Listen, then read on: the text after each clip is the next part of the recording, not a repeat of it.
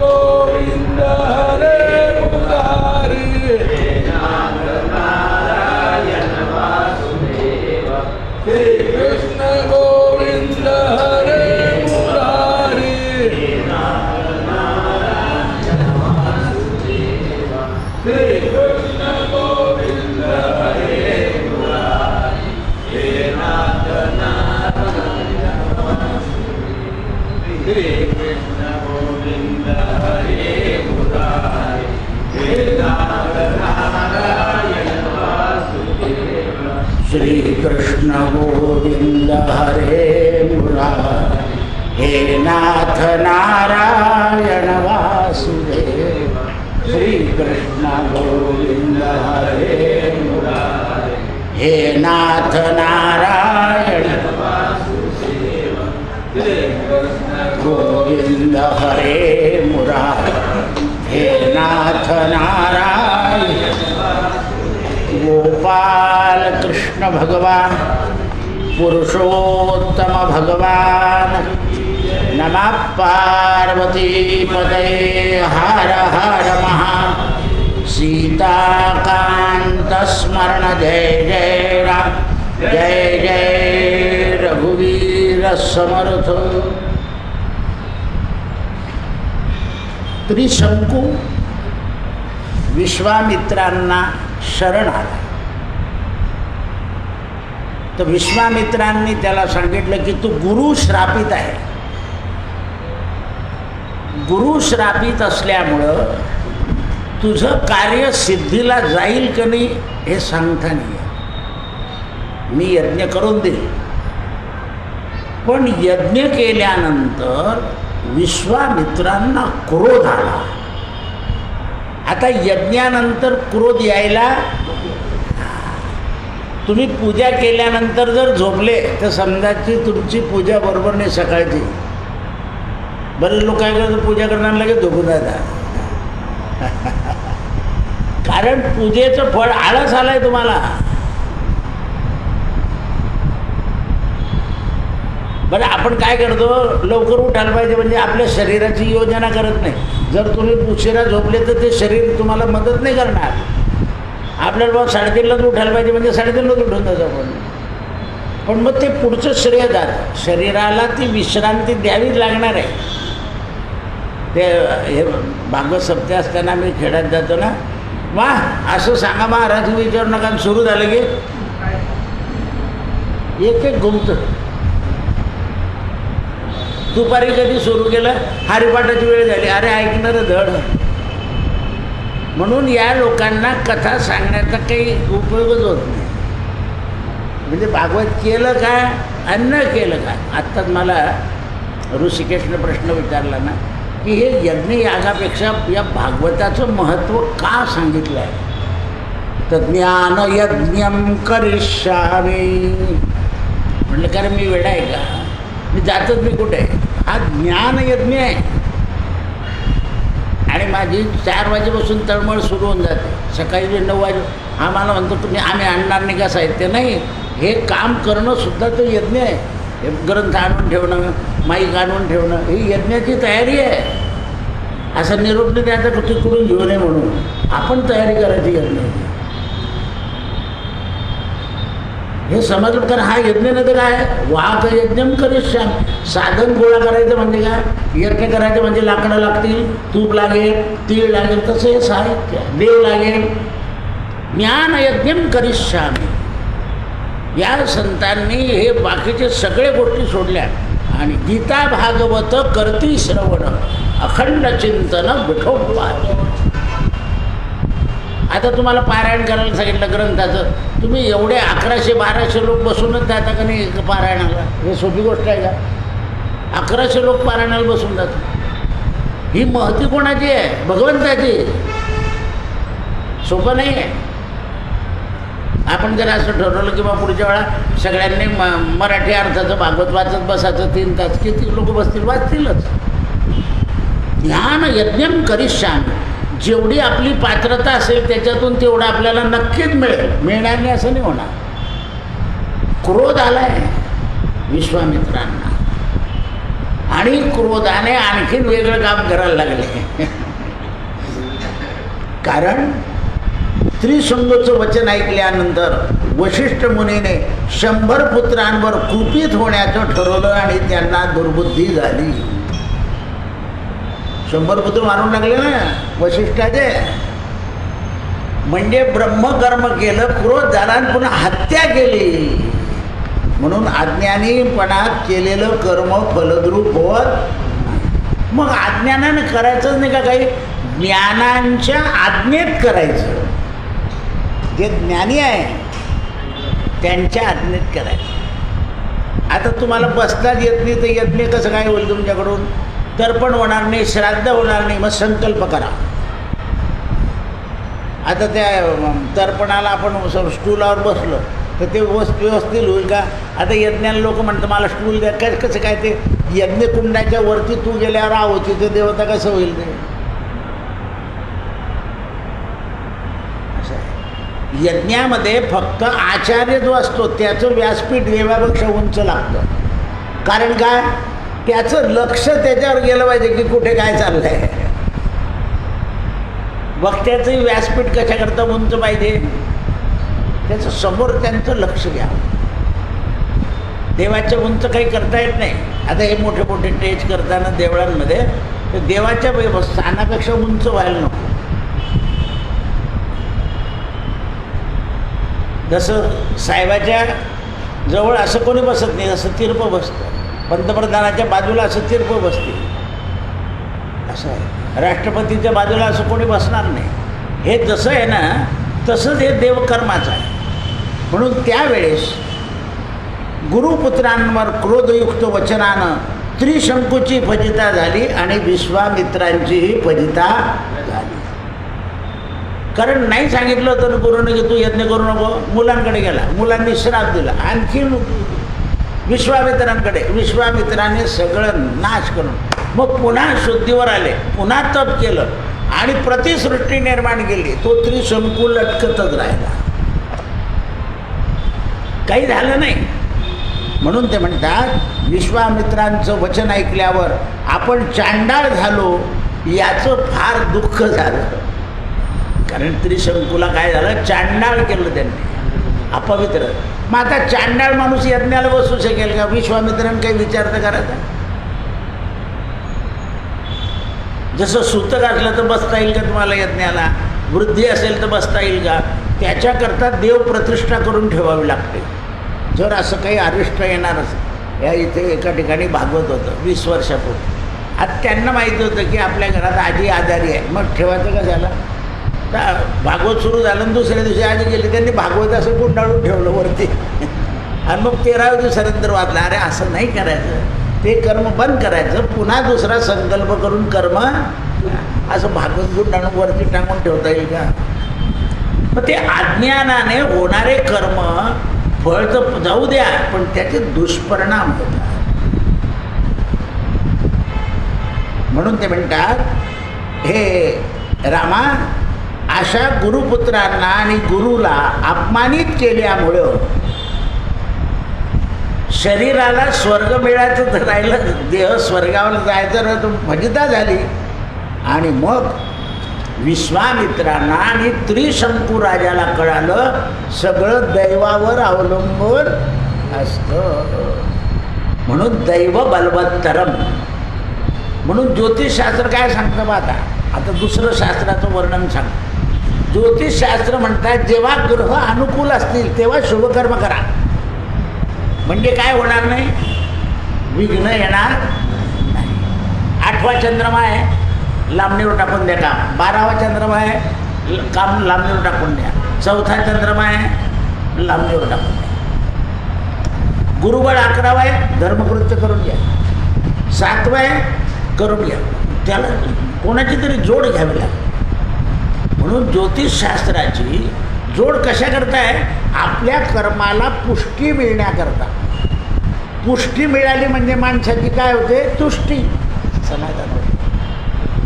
आणि आपण केलेल्या कर्माचं जर श्रेय मिळालं तर तुष्टी होत नाही.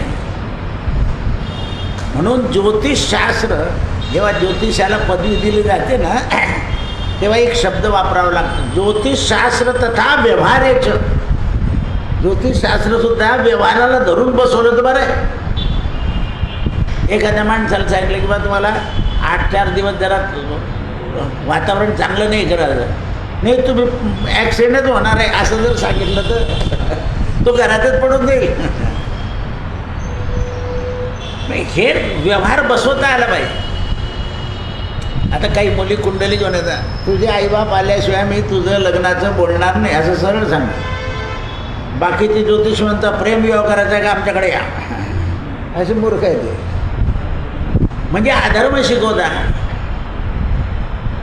जरी तुम्ही सज्ञान झाले शिकले तरी लग्नाच्या बाबतीत तुमचे विचार सम होऊ शकत नाही. कारण नुसतं पगारावर रूपावर लग्न होत नाही. आता माझ्याकडे आज 3ऱ्यांदा लग्नाचं मुहूर्त विचारायला माणूस आला. 3रं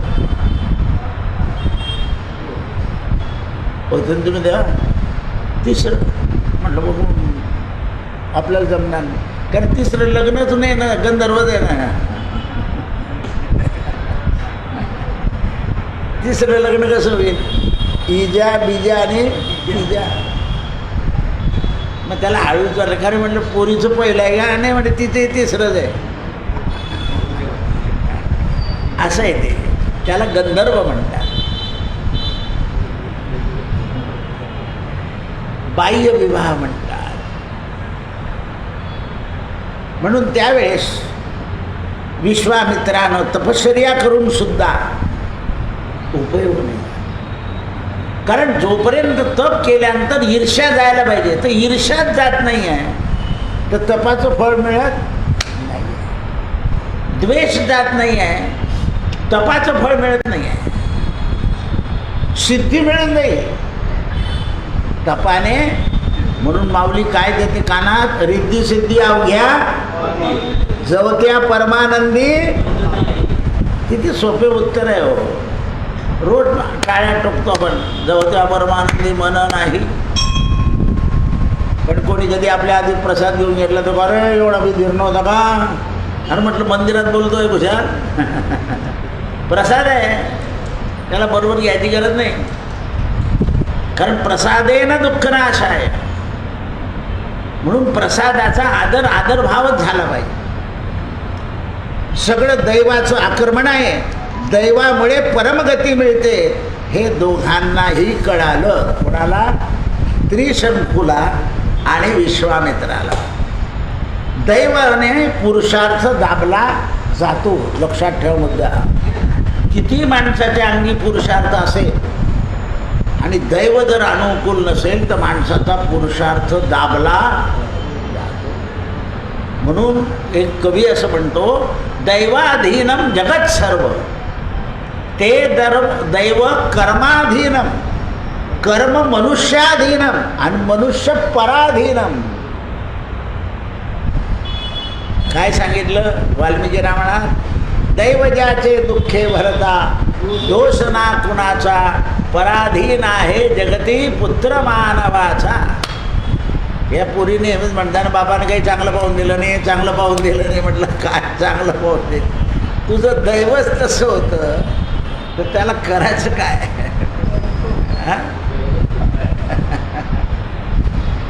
दैव बलवत्तर. अहो श्रीमंताच्या घरी दिलेले गरीब होता आणि गरीबाच्या घरी दिलेले श्रीमंत होता असं आपण डोळ्यानं पाहिलं आहे. म्हणून दैव अनुकूल. मग आता का दैव अनुकूल करण्याकरता काय केलं पाहिजे? सगळं पुढचा प्रश्न आहे. तर हरीला भरलं पाहिजे. पहा तुम्ही, द्रौपदीचं दैव अनुकूल नव्हतं. कोणाला भरलं तिने? आणि अनुकूल जेव्हा राज्याभिषेक केला देवाने धर्मराजाला आणि स्वतः एवढ्या सभेमध्ये द्रौपदीच्या डोक्याजवळ गेले आणि फुलाची वेणी तिच्या डोक्याला बांधली. कोण बांधतंय? जगन्नियता. की धर्माचं राज्य स्थापन झालं, बहिणीला वेणी दिली. म्हणून आहेर आणल्यावर बहिणीला आहेर देताना वेणी दिलीच पाहिजे. आम्हाला तुम्ही कधी चांगल्याच्या पंक्तीलाच बसले नाही तर सांगेन कोण.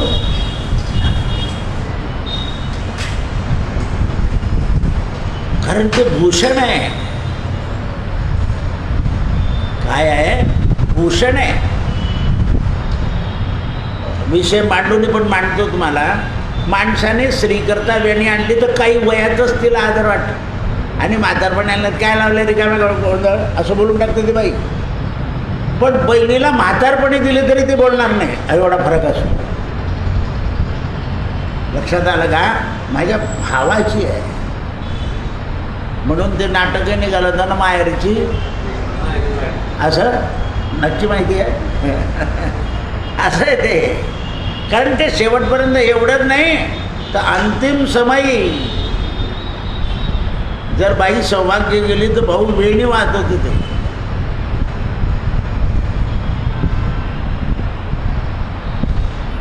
म्हणून दैव अनुकूल असावं लागतं. मग दैव अनुकूल नाही तर द्रौपदीने सारखा काय केला देवाचा? धावा. धावरे कैवारी संकट पडिले भारी, धावरे कैवारी. तो एक पाय द्वारकेत आणि दुसरा पाय हस्तिनापुरात. दामाजी करता एक पाय पंढरपुरात आणि दुसरा पाय विजापुरात. दोनच पाय टाकले देवाने. कारण दामाजीचे कैवारी होते भगवान. दामाजीला पत्नीने विचारलं, तुम्ही हे सगळं करताय म्हणे, बघ तुझी सोय अशाजवळ लावून देईल की जगात अशी सोय नाही होणार तू. आणि माझ्या देहाचं काय व्हायचं आहे? उदे जाताना पांडुरंगावर सोपवलं पत्नीला, देवा सांभाळा आता. मी लोक उपाशी मरू नये म्हणून भांडार जर वाटलाय, मी काही पैसा घेतलेला नाही असं सांगितल्यावर देव निघाले, झाला दास पंढरी नाथ. आणि खळखळ ओतिल्या मोहरा, मोजून त्याची पावती करा. आणि चमत्कार दाखवून दिला राजाकडे बहादांना. ऐसा सेवक कभी नाही देखा. बेदरचा बादशाह म्हणतो असा नौकर पाहिला नाही. नौकर नाही देतो, काहीतरी गडबड आहे. पण देवाची माया. पावती घेतली आणि म्हणजे पावती दामाजीच्या ह्याच्यात ठेवून दिली. दामाजी गेल्यावर अरे छोडो उसको, पैसे मिल गए. दामाजी तेरा नौकर का? तो भगवंताला विचारलं होतं राजानं, तुला पगार काय देतो म्हणे दामाजी. म्हणे 1 लाख. 1 लक्ष. हा 1 लाख पगार देता तर त्या राजाला काय लक्ष कशाला कळेल? तर दामाजीचं लक्ष भगवंताकडे, भगवंताचं लक्ष दामाजी. हे जे ध्येय सांगितलं आहे. आजच कोणीतरी बाईने मला सांगितलं म्हणे आमच्या गुरुजीकडे गुरुजी येतं म्हणे पोथी वाचायला. तर माझा मोठा पोरगा बसला होता. तर त्याने आपला कुठेतरी दृष्टांत ऐकला असेल वक्त्याने आणि तो तिथे दिला. तो पोरगा त्याला बोलला, दादा जोशीची झलक मारता म्हणे तुम्ही. पाच एवढे हुशार. त्या पोथी वाचणाऱ्याला बोलून बसला तो, दादा जोशीची झलक चालली आहे म्हणे तुमची. कारण हे तुम्ही रोज असं नाही सांगत, काल काय ऐकलेलं देतं तेच सांगितलं म्हणे. झलक. ती बाई मला आज हसून येऊन छान म्हटलं, असं बोलू नये, सोडून द्या. कारण माणूस चांगलं सांगण्याचा प्रयत्न करतो आहे ना. म्हणे हां मग असं नाही बोलू, त्या मुलाला म्हणा असं बोलू नको त्याला. कारण त्या पोथीमध्ये असं लिहिलं आहे, ब्राह्मणाचा अपमान करू.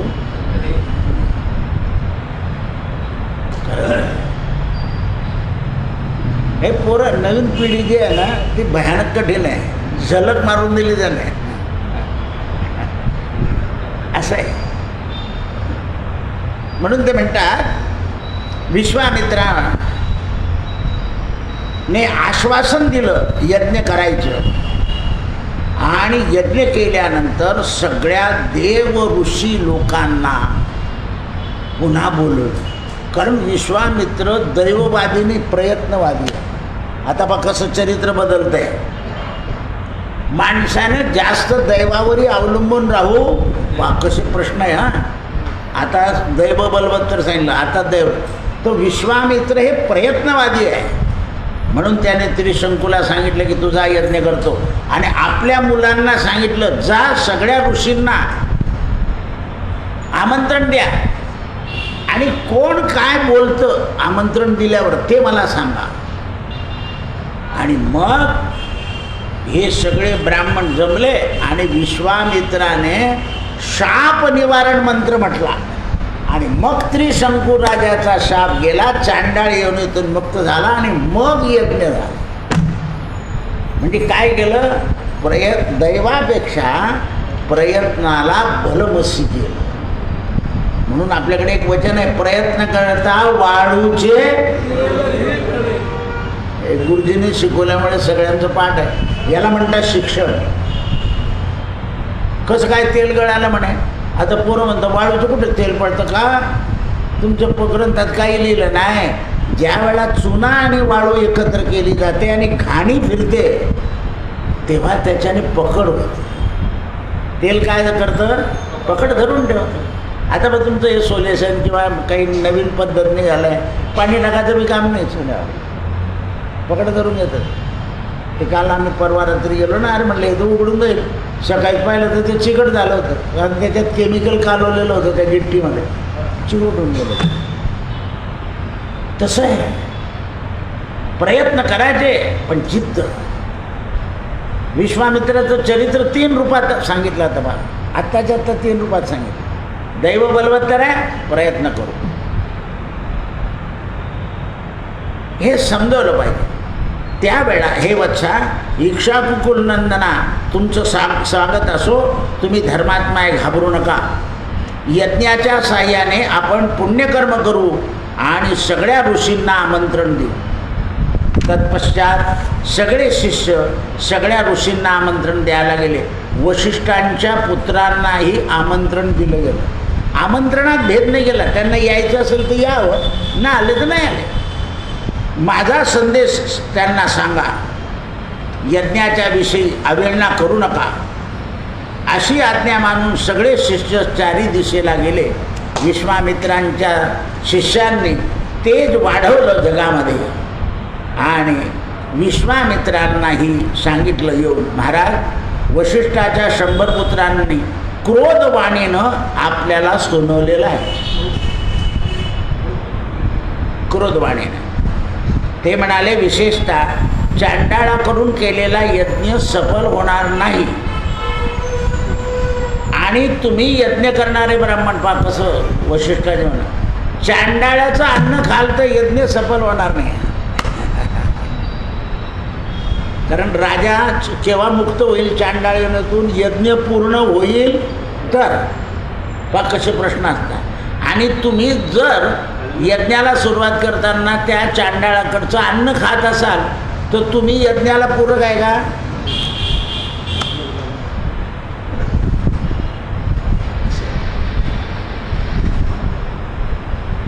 जसं चांगलं तूप असल्याशिवाय यज्ञातून सुगंध येत नाही.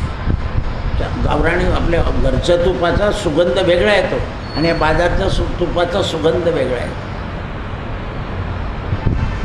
कारण जुनं पूर्वीचं तूप जितकं जुनं व्हायचं तितकं, आता त्याला तारीख दिली आहे, या तारखेनंतर वापरू, असं घट्ट होऊन जातं ते.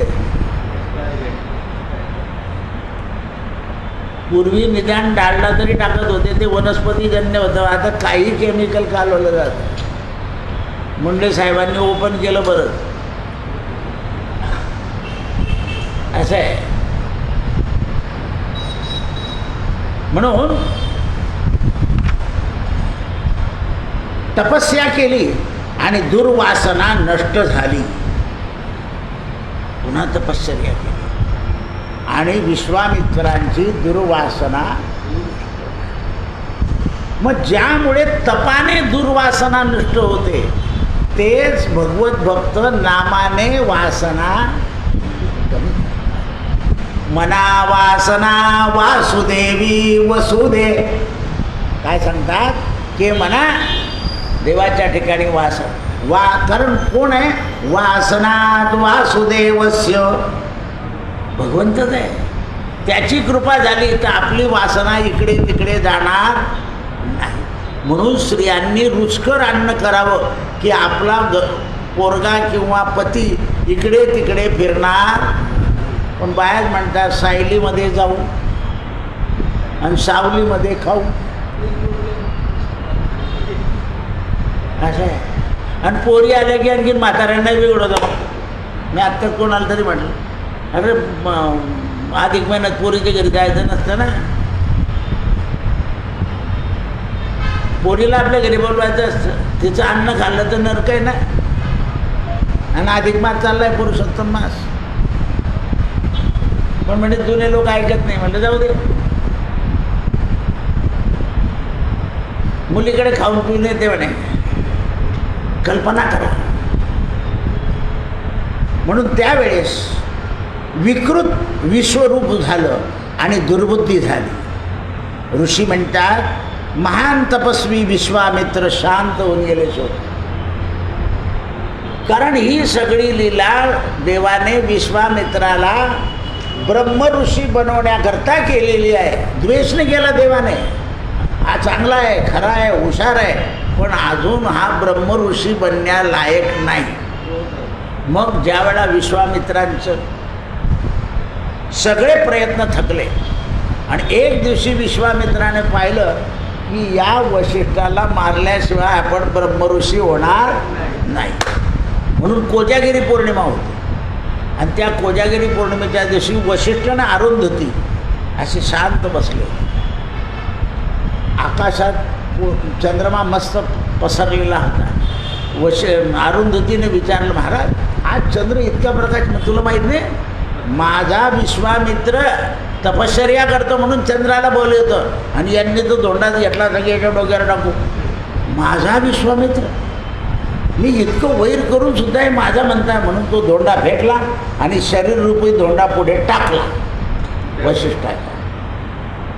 या ब्रह्मऋषी सर्टिफिकेट मिळालं. वशिष्ठ काय म्हणाले, या ब्रह्मऋषी. वशिष्ठाच्या तोंडातून ब्रह्मऋषी शब्द निघाला म्हणजे सर्टिफिकेट मिळालं. केव्हा ब्रह्मऋषी झाले. मग ही लीला भगवंतानं का केली तर खरं आहे, चांगला आहे, पण थोडा डाग लागला आहे म्हणून इतकं फिरवलं विश्वामित्राला. देवानेच फिरवलं. मग आपण म्हणतो ना अजून कसा देव भेटत नाही, अजून कसा देव भेटत नाही. तुझं कुठेतरी काळा डाग आहेच. तो काय लवकर, तो निघाला की काम झालं. कुठेतरी किलमिशपणा शिल्लक राहून जातो मानवाच्या बुद्धीमध्ये. आणि म्हणून मानव परमगतीला जायला पहा तुम्ही. आपण असे काही संन्यासी पाहिले, मोठे मठ वगैरे, काही काम चिडलं की असे चिडतात तर गाडीत खंब्याला ठोकून जातात, मरून जातात. तर त्याचं कारण आहे ना, आत कुठेतरी वैर असतं. वरचं पांघरून जरी आपण घेतलं असलं संन्यासाचं आणि आत कुठे काही असलं तर ते मात्र गतीला जाऊ देत नाही. आता हे दृष्टांत घेण्याचं कारण काय आहे तर आपल्या मतीमध्ये कलंक निघाला पाहिजे. मतीचा कलंक झडो विषय सर्वथा नावडो. हा मतीचा कलंक दिला. पा ईर्ष्या, राग, द्वेष, वैर अनादिकालापासून जसंच तसं चाललं आहे. जिथे काम आहे, क्रोध आहे, लोभ आहे, मोह आहे, हे आहेच. पण ते आपल्या शरीरात प्रवेश नाही करू द्यात. आपल्या शरीरामध्ये प्रवेश करू न दिल्यामुळे आता बा तुम्हाला इतके प्रकरणं सापडत आहे. याचा अर्थ सरकारी नियंत्रणा कामामध्ये कमी पडते आहे. उघड आहे. मग सगळ्या यंत्रणा कार्यरत राहिल्या.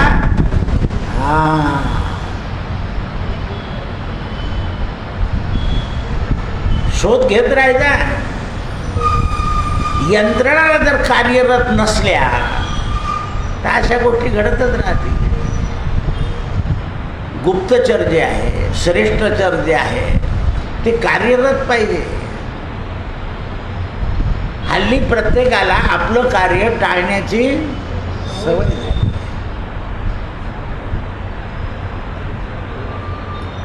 रामाने आपल्या गुप्तचरांना सांगितलं होतं की सीता आल्यानंतर काय वातावरण झालं याचा शोध घ्या. तेव्हा एका गुप्तचराने झालं म्हणे, महाराज सांगायला मला भय वाटतं. म्हणे तू गुप्तचर आहे, भय ठेवायचं. मग ते सांगितलं की असं असं होतं. चला खरंच आहे. आणि त्याच्या आधी आनंद रामायणात वर्णन आहे.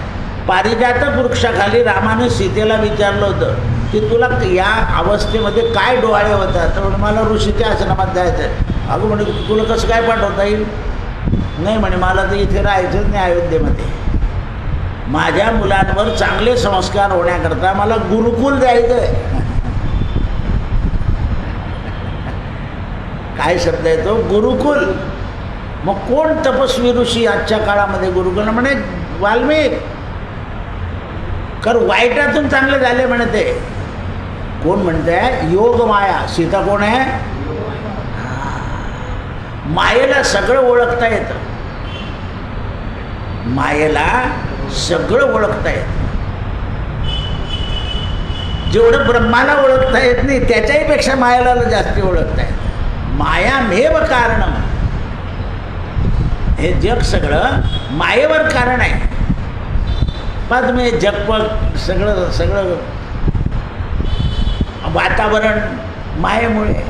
आणि हे वातावरण निर्माण करायचं असेल त्याला काय लागतं. बस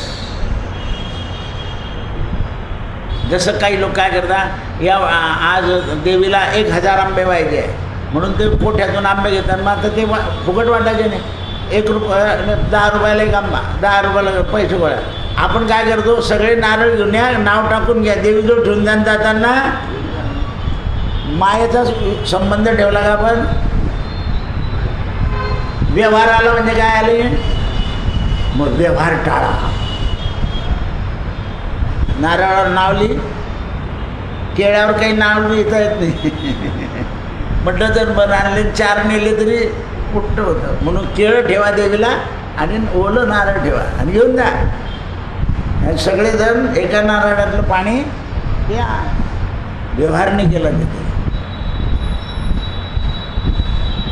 कावडे गुरुजी म्हणतो आम्ही रोज राहतो, 2 केळ्यांचे बी आमच्याकडून पैसे घेता, मग आमचं राहायचा काय उपयोग.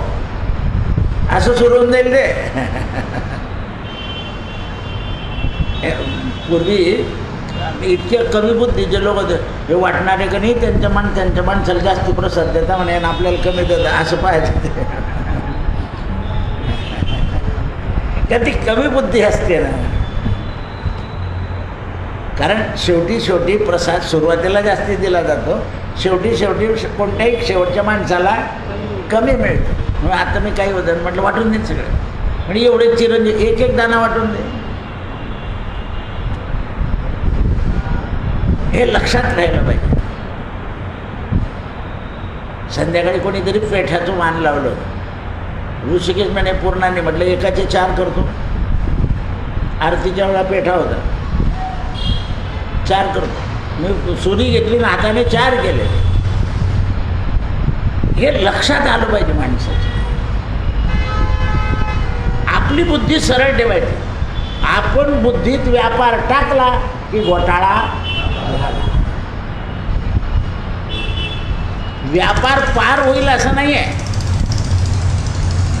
साधू आणि व्यापार करायला गेला होता का जेलमध्ये जायला गेला होता. पण दैवाचा घाला आला, 6 महिने जेलमध्ये बसला. जेव्हा सत्याची पूजा झाली तेव्हा राजाला स्वप्न पडलं आणि त्याला सोडलं. म्हणून त्यावेळेस विकृत होऊन जगामध्ये बुद्धी दूषित होते. म्हणून ते दोष जाण्याकरता ऋषींच्या समाहामध्ये राहिलं पाहिजे. आणि हा प्रकार पाहून विश्वामित्र चुप होता. काय आपण इतकेही प्रयत्नवादी आहे, दैववादी आहे, हे सगळं वादी. तर हे विश्वामित्राला शेवटपर्यंत माया कळाली नाही. ज्या वेळेला त्यांना सांगितलं ब्रह्मलोकांनी की विश्वामित्रा तुम्हाला यज्ञ करायचा असेल तर तुम्हाला वशिष्ठाचे शिष्य 2 बरोबर न्यावे लागतील. दशरथ राजाचे पुत्र नाही शब्द. कारण हे ईश्वराचे अंश आहे आणि ज्या वेळेला ईश्वराकडे दृष्टी ठेवून विश्वामित्र यज्ञ करतील तेव्हा तो सफल होईल. म्हणून आधी तर वशिष्ठाला भेटायलाच तयार नव्हते. वशिष्ठ जोपर्यंत समोर आले नाही तोपर्यंत दशरथ राजाने काही विश्वामित्राला वाव नाही दिला. काय दिल म्हणे, श्राप दिल तर दिल, मी नाही देणार माझे पोर. काही लोक म्हणताना मला घर जावाई देणार नाही रे भाऊ, माझा पोरगा उपाशी राहील पण मी घर जावाई देणार नाही, असे पुष्कळ लोक आहे.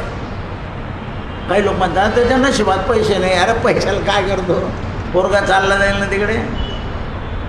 आता कलियुगात तर सगळेच तिकडे जातं, इकडे कोणी राहतं. काय कलियुग आहे बघा.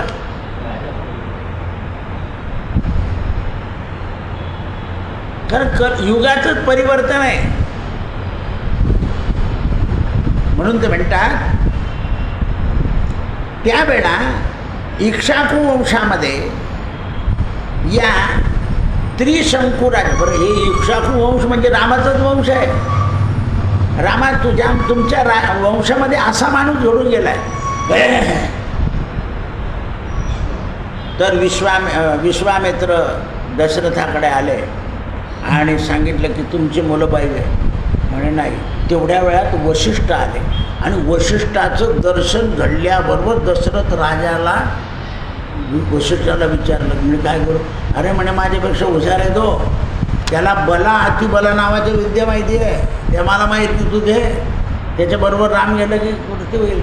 आणि एवढंच नाही तर विश्वामित्राचं तिकडे जनककडे वजन आहे. माणसाला पोराचं लग्नाचं सांगितलं की भलता आनंद होतो.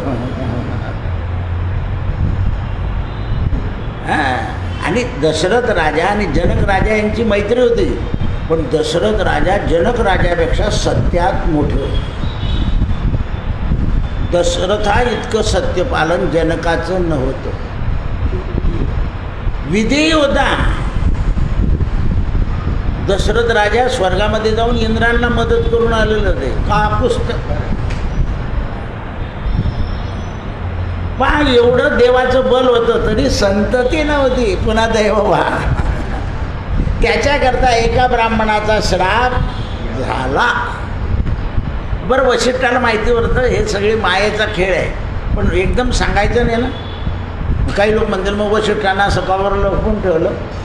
नाही, ते वेळ काळ आल्याशिवाय जाहीर करायचं नसतं. मग राम तयार झाले आणि जेव्हा यज्ञ सुरू केला विश्वामित्राने तेव्हा अग्नीकडे पाहतच नव्हते. तर इकडून लक्ष्मण होते आणि इकडून राम होते. गुरुमक रक्षक जय जय राम. तर आहुती टाकताना स्वाहा स्वाहा एकदा लक्ष्मणाकडे व्हायचं, एकदा रामाकडे व्हायचं. म्हणून तो यज्ञ चालू झाला. मग एवढ्या मोठ्या तपस्वी विश्वामित्राला देवाकडे लक्ष दिल्याशिवाय यज्ञ सफल झाला नाही. म्हणून जपयज्ञसुद्धा देवाकडे पाहून करायचं. आपण इकडे तिकडे बोलतो आणि माळ फिरवतो, त्यामुळे लक्ष अजून काही केंद्रित होत नाही. आणि मग घाबरून जातो की आता वेळ आली का किरकोळ गोष्टीला. काय घाबरायचं नाही आहे. अब तुम कब सुमरोगे राम, जेवढं राम म्हटला जाईल तेवढा म्हणून घ्यायचा, वेळ वाया घालायची नाही. हरये नमः हरये भवे भवे यथा भक्ती पादयोस्तव जायते.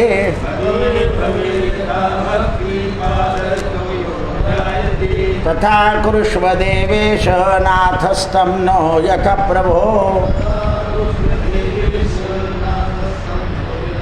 नाम संकीर्तनं यस्य सर्वपाप प्रणाशनं.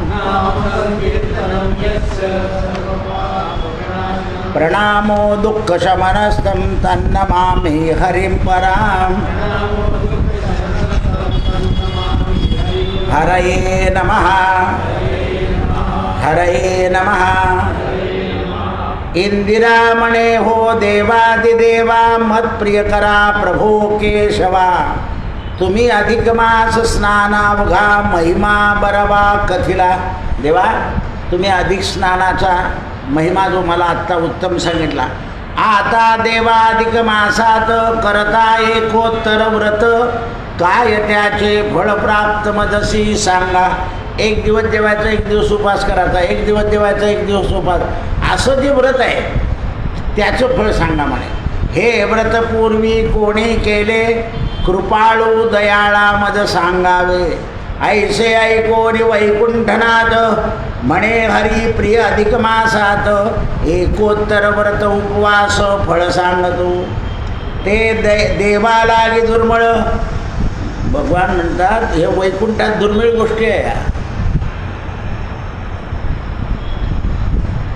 जे या भूमीवर आहे. म्हणून तुकाराम महाराज म्हणतो सुखे घालावे गुण गाई ना आवडे. आम्हाला काही बाकीचं नको नव्हे, पण काय देशील संत संग. जिल्हा पेठेतलं राम मंदिर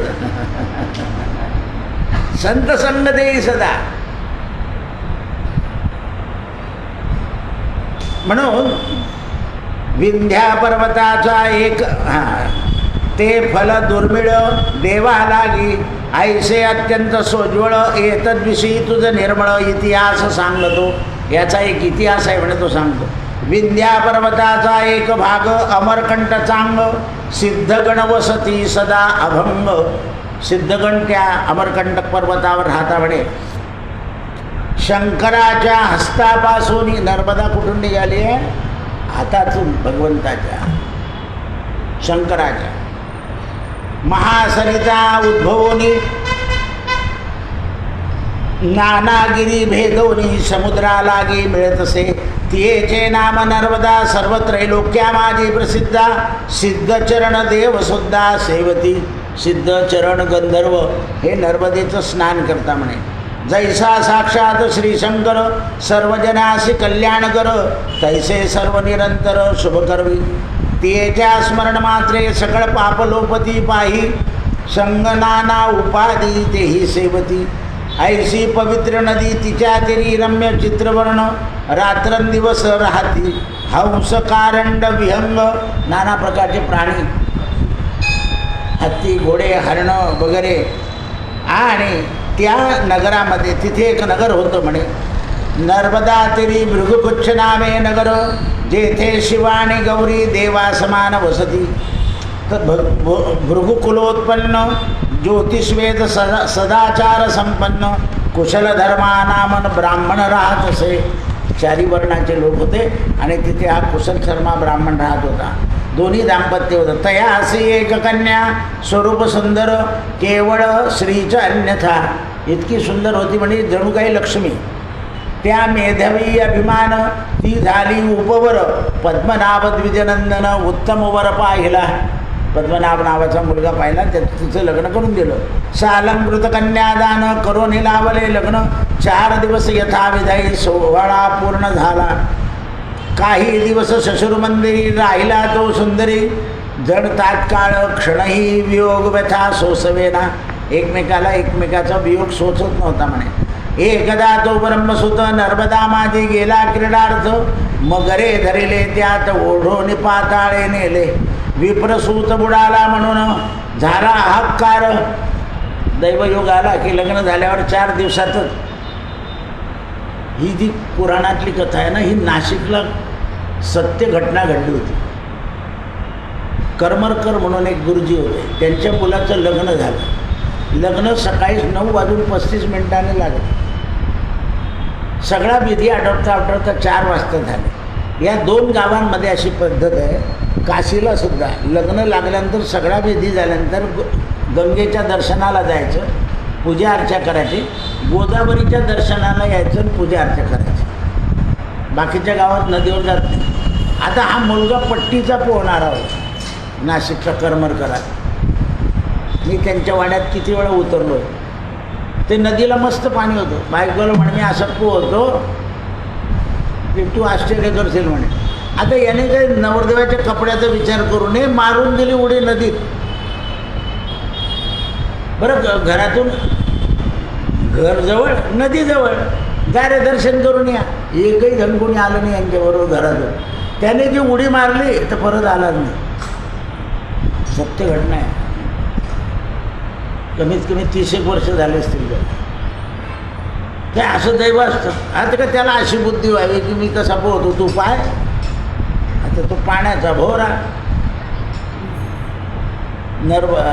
गोदावरीला पूर, पुलावरून पाणी होतं. म्हणून नवरदेव नवरीबरोबर करोली ढोली करोली काहीतरी पाठवावी लागते. पण आता म्हणते आम्ही असं एन्जॉय करायला चालले, करोली नको ढोली बी नको, याची गडबड होऊन जाते. कारण काय विचार येतील सांगता येत नाही ना. लग्न झालेलं आहे. म्हणून त्यावेळेस तो मुलगा गेला. नर्मदे माझी जड किडार्थ केला असता, ओढून नेला पाताळी. शशुर धावून आले, मृत्तिका तोंडी घातली. तियेचे शोकास नाही भरणी. त्या मुलीच्या शोकाला तर काही प्रमाण नव्हतं. बुडाले माझे सौभाग्य जहाज, ओस पडली माझी सेज. कोठे गेला राजा माझा आज. ऐसे वारंवार बोलूनी विलाप करी दारुणी. मरणाहुनी कठीण दुःख झाले. जीवना विण जैसी मासोडी, तैसी रात्रंदिवस तळमळी. नाना उपाय करी जाणपा. ऐसा निश्चय करून पित्याशी बोलली एक दिवशी. किती दिवस दुःख भोगू. आणि बाबा किती दिवस दुःख भोगू हे मला आता काहीतरी उपाय सांगा म्हणे. तो वडील म्हणे बाळे तुला एकच उपाय आहे. अधिक मासात एकोत्तर उपास आचरावा. तेने सगळे पाप दहन होतील. भवसागर तरुण जाशील. ऐशी कुशल शर्म्याची दुहिता. कुशल शर्म्याची मुलगी एकोत्तर उपास करता आरंभती झाली. नित्यप्रभाती उठून नर्मदा माझी स्नान करून. पुरुषोत्तमासी पूजन विपुल करी. शयनी करी भूमी ठाई. एक दिन उपासी राई. एकांतरे अभिषान्न खाई. विप्रासित भजे सर्वदा. रोज एकोत्तर उपास करायचा, भाजलेलं खायचं आणि ब्राह्मणाची सेवा करायची. सुवर्णाधिक दान बहुत देता ब्राह्मणाला गुण. इंदिरे काय व्रत आचरले. अधिक मास लोटला तव विप्राची कन्या मेधवती. कालपर्योगे कृषी झाली. नर्मदा माझी देह सोडती झाली. आत्महत्याने गेली. कालयोगाने ती संपली. पुढे ती कैलासास भुवनी उमेची प्रिय सजनी. कैलासाला गेली आणि पार्वतीची मैत्रीण झाली. तेथे नाना भोग भोगोनी उमेच्या शरीरी लीन झाली. कैलासामध्ये उपभोग भोगले आणि पार्वतीच्या शरीरात लीन झाले. पुढे काशीत येऊनी राहिली विलाक्षी देवी म्हणून. आणि तिचा जन्म मग काशीमध्ये झाला. ते स्मरण दर्शनाधिक म्हणून विशालाक्षी देवीचं दर्शन मोठं विशेष आहे. सर्वजण म्हणून आम्ही एकदा पहिल्या प्रथम काशीला गेलो आणि असं दर्शन करून त्या नदीच्या पायऱ्यांवर अन्नदान चालायचं. त्याचं भागवत आटोपलं होतं. पितृपक्षात मी गेलेलो होतो. तर मी कोणीतरी माझ्याबरोबर करे होता, त्याला म्हटलं जा आणि आपले अन्नदानाचे पैसे देऊन दे. लगेच लोक जेवतात तिथे लगेच. तो म्हणे कोणाच्या नावाने करायचं नाव सांगा. मी म्हटलं तर आपल्या घरचं नाव सांगणं. म्हटलं डोंगरे महाराजांच्या नावाने अन्नदान कर. कारण मी भागवत सांगून गेलो होतो तेव्हा डोंगरे महाराजांची कथा फार आवडायची. तो म्हणे डोंगरे महाराजांचंच अन्नदान आहे. म्हटलं मग त्यांच्याच नावाने कर. असा योगायोग येतो केव्हा केव्हा. कारण संतांच्या नावाने अन्नदान करण्याचं असं पायऱ्या आहे खाली आणि तिथे चालू असतं ते अन्नदान. येणारे जाणारे लोक घेत असतात. बरं डोंगरे महाराजांचा फोटो ठेवल्यामुळे काही प्रश्न नाही. सगळ्या समाजातल्या लोकांना ती आदर होता त्यांच्याशी. म्हणून केवळ अधिक मासी एकोत्तर उपासाचा प्रभाव सत्य जाण पहा. म्हणून असा हा एकोत्तर प्रसाद वापर. विप्रसेवा घडली तिला आणि विप्रसेवा घडली त्यामुळे हे सगळं प्राप्त झालं. ऐशी विराट देशी सुरेख सह्याद्री पर्वक नाम. तेथे महापूर नाम एक नगर. आता दुसरी कथा म्हणे. महान पुण्यकारक शुभ दिवशी अत्यंत दुर्लभ केले धर्मासी चतुष्पाद प्राप्ती. परशुरामाची जननी रेणुका कामिनी देव. देव ऋषी मुनी शूलपाणी. दुसरी परशुरामाची आई रेणुका आणि जामदग्नी हे सुद्धा शंकराचा अवतार. तैसे जे सर्वदा चारी वर्ण स्वधर्मे चालती महापुराण हेमान नागम नगर, म्हणून या नगरामध्ये सगळे. तेथे धनदास नामक एक राहत होता महाशूद्र, सर्व भावे सर्वदा विप्र सेवा करी. दुसरी कथा सांगताय. धनदास नावाचा एक सेवक शूद्र होता, त्याला ब्राह्मणाची सेवा करायची सवय होती. तयाचे पादप्राक्षण करी, कोणत्याही ब्राह्मणाचे पाय धुवायचे, गंध लावायचा, स्वस्तिक काढायची, नित्यकर्म करी आणि दान द्यायच्या. जरी शूद्र होता तरी श्रीमंत होता. तयाची भार्या एक स्वभाव, दोघांचा स्वभाव एक होता. प्रतिवचनार्थ धर्मपंथ चालवी तसे, ती याचे अंगी सतत विप्रसिया सेवा करीत, ती सुद्धा विप्राच्या सेवेची सद. जे जे मागती प्रिय वस्तू ते ते पुरवी, ज्या ज्या वस्तू ब्राह्मण मागायचा ते ते द्यायचे ते. पण देताना उल्हास आनंददायक, मनामध्ये देताना उल्हास. ऐशी कपटरहित विप्रसेवा केली सतत, अधिक मासात स्नानपूर्वक संपादिली. पाणी आणून देणं, अमुक करून देणं, ते करून देणं. दैवयोगे एवढी सेवा करून दैवयोगाने कुष्ठरोगाने व्याप्त झाला. विप्रसेवा केल्यावर सुद्धा. म्हणून रक्त पुगळे चित्त उदास झाले, आता विप्रसेवा कैसी घडील, आता माझ्याकडून कशी घडेल म्हणे. पूर्वकर्माचा ठेवा मरणाच्या देगा देवा, आता पूर्वकर्माचा ठेवा देवा, आता मला मरण दे. पुढे वाचवणी निंद दिवा काय सुख, विप्रसेवान घडे हातून तळमळे रात्रंदिन, असोनी धन अपार काय दे. ऐसा विचार करिता म्हणे त्याची पत्नी मानवती, ती दिवस रात्र चिंता करी. पुढे कालांतराने सिद्ध येऊन त्यास कथिले. एक सिद्ध मुनी आले त्याच्याकडे आणि त्याची परिस्थिती पाहिली. अरे वेळा आहे, उद्या तुला जायचं म्हणे, पटकन उरको म्हणे. मग आता तू उद्या जाणार आहे. मग त्याने काय केलं, आपल्या स्त्रीसहित विप्रसेवा, त्या जो आला विप्र त्याची सेवा केली आणि आपल्याजवळ जे धन होतं त्याचे 3 भाग करून टाकले. एक पुत्रास अर्पला, दुसरा कन्येला दिला, तिसरा विप्रास वाटला, तीर्थयात्री अर्पला, काही तीर्थयात्रेत खर्च केला.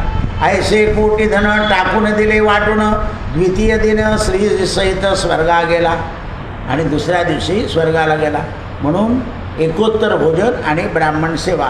इंदिरे या प्रकारे द्विजाचा प्रभाव इहलोकी वाढला. म्हणून अधिक मासाची विप्रसेवा करायची, मोक्षप्रद पावती. नुसत्या विप्रसेवेनं सुद्धा मोक्षप्रद. तया असे नाही पुनरावृत्ती, हे इंदिरे जाण निश्चिती. पुण्यकथा पुढती ऐकती उद्धरती. आणि अशी जी अधिक मासाची कथा आहे, जे ऐकतील ते उद्धरतील म्हणे. अधिक महात्म्यसार बृहन्नारदी पद्माधार, सज्जन श्रोते ऐकती चतुर त्रयोविंशोऽध्याय. श्रीकृष्णार्पणमस्तु. हरये नमः, हरये नमः, हरये. सत्यगुरुराये कृपा मज केली, सापडविले वाटे भोजना